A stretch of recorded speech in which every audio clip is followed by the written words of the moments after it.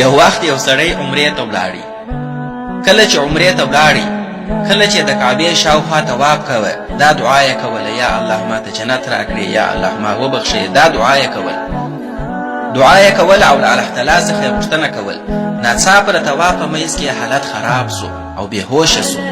هغه یې ونیوی او روغتون ته یې یوړی. کله چې یې روغتون ته یوړی، شاوخوا ته یې وکتل، پوه سو چې هر څه سپین ښکاري، هر څه سپین دي. یو خوشبویه عطر هم هر ځای خپاره سوي دي.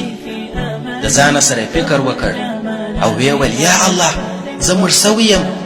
پیل یې وکړ او په لوړ اواز سره یې چیغې کړلې: الله اکبر، جنت، جنت.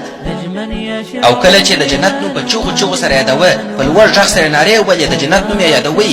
نرسانو چې د ده غږ واورېدی، د ده چیغې یې واورېدلې، ویل: مریض لیونی سوی دی که څه پېښه ده؟ کله چې ده ولیدل چې ډېرې ښکلې او ښایستې نرسانې د ده په شاوخوا کې ولاړې دي، په لوړ غږ سره یې وویل: الله اکبر، هورې. نرسانو بیا دی په ټولو سره ونیوی. دی ورته وایي: یوه یې ورځئ مخته.